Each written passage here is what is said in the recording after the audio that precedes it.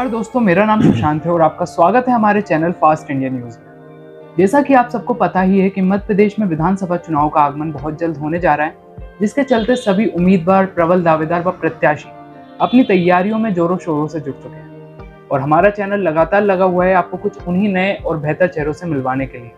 इसी संबंध में आज हम आए हैं दमोह विधानसभा में, जहाँ पर हम आपकी आज मुलाकात कराएंगे एक प्रबल दावेदार से। तो आइए इनसे बात करते हैं और जानते हैं जनता के प्रति इनके कुछ महत्वपूर्ण मुद्दों के बारे में और इनके क्षेत्र की वर्तमान स्थिति के बारे में। नमस्कार सर, आपका बहुत बहुत स्वागत है हमारे चैनल फास्ट इंडिया न्यूज में। बहुत बहुत नमस्कार फास्ट इंडिया न्यूज का कि आपने मुझे मौका दिया। सर, आप वैसे तो काफी लोकप्रिय चेहरे हैं इस विधानसभा क्षेत्र के, लेकिन तब फिर भी हम चाहेंगे कि आप अपना परिचय एक बार स्वयं दीजिए। मैं संजय राय जी, मूलतः दमोह जिले का निवासी हूँ और अभी वर्तमान में भारतीय जनता पार्टी ओबीसी मोर्चा का प्रदेश महामंत्री हूँ। भोपाल संभाग का प्रभारी हूँ और एक बार मैं भारतीय जनता पार्टी से सन 1998 में मात्र 25 वर्ष की उम्र में जबेरा विधानसभा से एक बार चुनाव लड़ चुका हूँ। बहुत थोड़े से मतों से पराजित हो गया था और लगातार संगठन में भारतीय जनता पार्टी में सतत काम कर रहा हूँ। तो सर, हम जानना चाहेंगे कि वो क्या कारण रहा जिसके चलते आपको ये महसूस हुआ कि आपको भी चुनाव लड़ना चाहिए। क्योंकि मैंने इतनी कम उम्र में चुनाव लड़ा और उसी समय से राजनीतिक क्षेत्र से जुड़ गया था, तो कहीं ना कहीं राजनीति एक समाज सेवा का माध्यम भी है। तो ये लगता है कि राजनीति में आकर लोगों के बीच में जाके और समाज सेवा का एक अवसर प्राप्त हो, इसलिए मैं चुनाव लड़ना या लड़ चुका हूँ, लड़ना चाहता हूँ या लड़ चुका हूँ। सर, आप समाज सेवा के क्षेत्र में कितने वर्षों से हैं और किन किन क्षेत्रों में आपने समाज सेवा की है?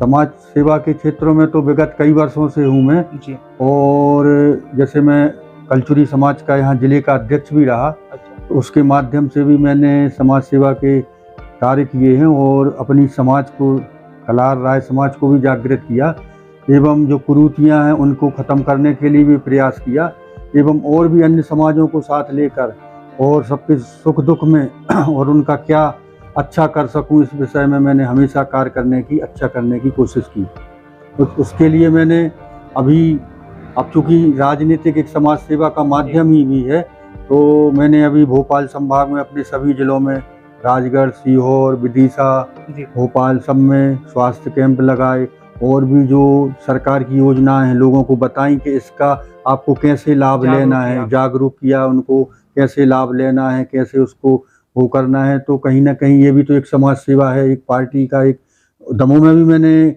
मंडल स्तर पर, ब्लॉक स्तर पर कैंप लगाए और लोगों के बीच गया कि इन योजनाओं का आप ऐसे लाभ लेना है, जागरूक करने के लिए कार्य किया। और अखाड़ों के माध्यम से भी जुड़ा हूँ मैं, जैसे अभी नवरात्रि के होते और भी रामदल निकलते और भी अन्य समाजों के होते हैं, तो सभी समाजों के बीच में जाकर कार्य किया।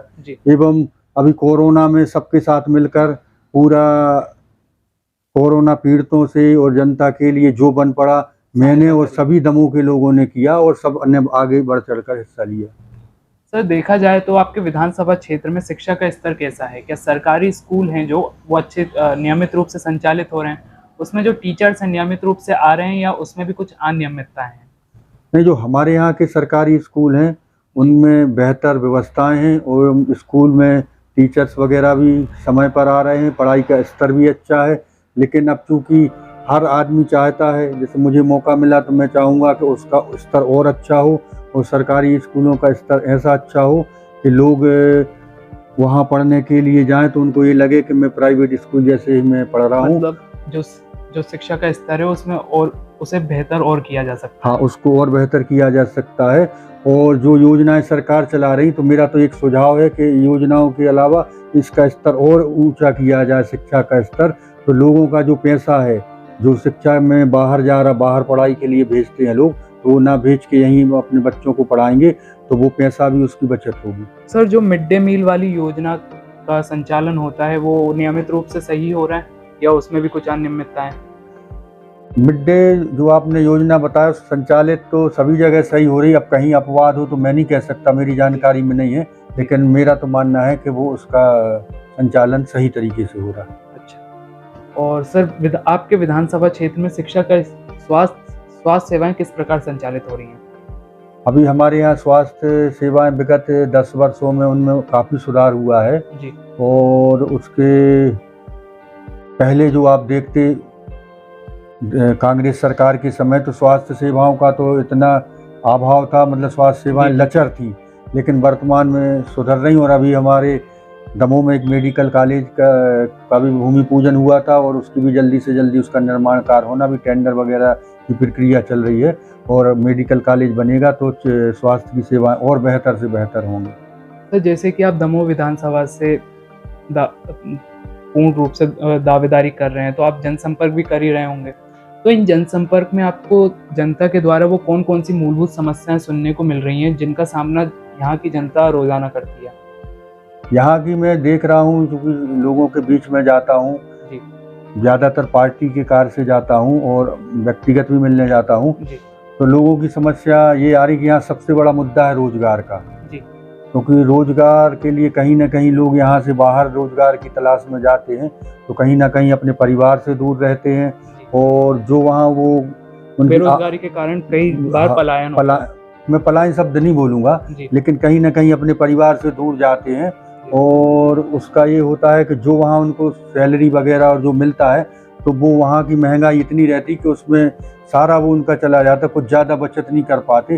लेकिन यहाँ जब रोजगार के अवसर बढ़ेंगे, जैसे लघु उद्योग है, मध्यम उद्योग हैं, और ये तमाम तरह के जब उद्योग बढ़ेंगे, तो यहाँ के लोग बाहर ना जाके यहीं कार्य करेंगे, तो वो सारा पैसा यहीं रहेगा, वो यहीं के व्यापारियों में जाएगा, यहीं के सारे लोगों में जाएगा, तो यहाँ के क्षेत्र की उन्नति होगी। क्योंकि जब कोई भी जिला उसमें वहाँ का हर नागरिक संपन्न होता है, तो वो ऑटोमेटिक ये रहता है कि पूरा जिले में एक संपन्नता बढ़ती है और पूरा वो प्रदेश में एक नाम रोशन करता। अब जैसे वन संपदा भी आप देख लो, वन संपदा हमारे यहाँ बहुत आयत में है और ये दमोह जिला ना उसी से जाना जाता। अगर इस पर इन लोगों को अवसर मिले और छोटे छोटे उद्योग इसमें डाले जाएं, तो उसमें ये हो सकता है कि जो इन चीज़ों का लोगों को अभी मोल नहीं पता और जो वाकई में अनमोल हैं, तो वो उनका कितना रुपया आएगा, कितना उसका लाभ मिलेगा लोगों को, और लोगों में एक समृद्धि बढ़ेगी। और सर कई बार ये भी देखने को मिलता है कि आपके विधानसभा क्षेत्र में रोडों पर अन्ना जानवर यूं ही घूमते रहते हैं, जिसके कारण कई बार उनको भी हानि पहुंच जाती है और जो मनुष्य जात होता है उनकी भी जान को हानि हो जाती है दुर्घटनाओं के कारण। तो इस समस्या को दूर करने के लिए आप क्या करेंगे?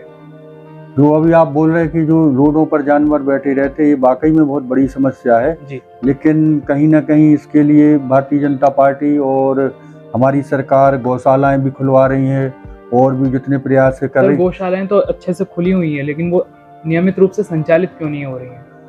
अब कहीं अपवाद हो सकता है, लेकिन संचालित हो रही है। लेकिन कहीं ना कहीं हम लोगों की भी जिम्मेदारी बनती है, नागरिक का भी एक कर्तव्य बनता है कि हम लोग भी अपने जैसे पशुधन होता है, पशुधन गाय तो हमारी माता के रूप में हम लोग मानते हैं, तो कहीं ना कहीं हम लोग उनकी भी व्यवस्था करें और हम लोग ऐसा खुले में ना छोड़ें और अपनी जिम्मेदारी समझें। क्योंकि सारे विकसित देश और हमारा भारत भी विकसित देश है, तो हम लोगों का ये कर्तव्य बनता है कि हम लोग अपने कर्तव्यों के प्रति सजग रहें।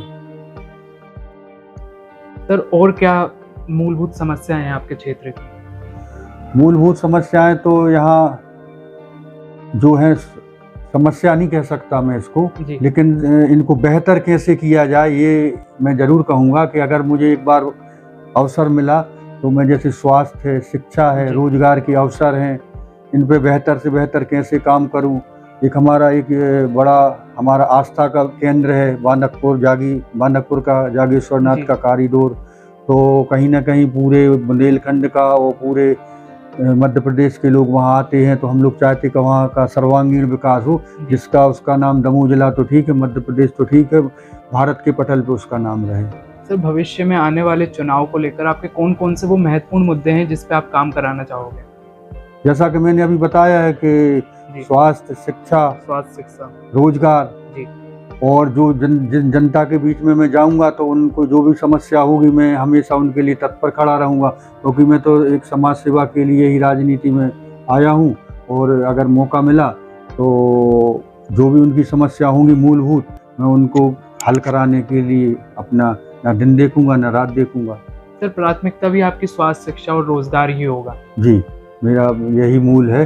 और सबसे बड़ा जो विषय है कि शासन की इतनी योजनाएं चल रही हैं, उनको जनता, आम जनता को कैसे लाभ मिले।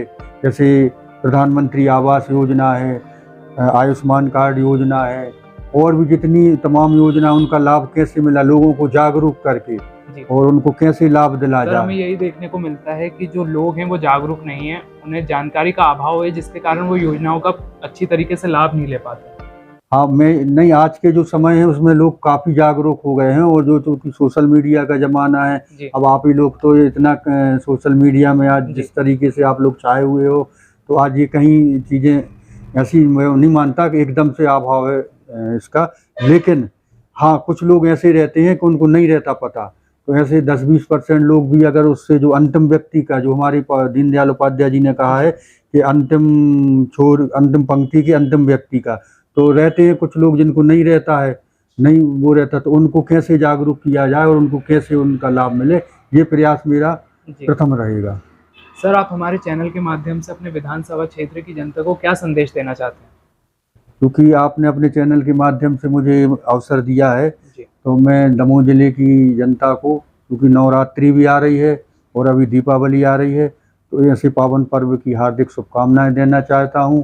और चूँकि अभी आगामी 17 नवंबर को मतदान है, और मतदान एक महत्वपूर्ण काम है, तो हर नागरिक को अपना मतदान करना चाहिए, और एक जो योग्य व्यक्ति हो, योग्य पार्टी हो, उसके लिए अपना मतदान अवश्य करें, जरूर करें, क्योंकि आपका मतदान इस प्रदेश के लिए, इस जिले के लिए, इस देश के लिए एक नया कीर्तिमान और नया दिशा देने का काम करेगा।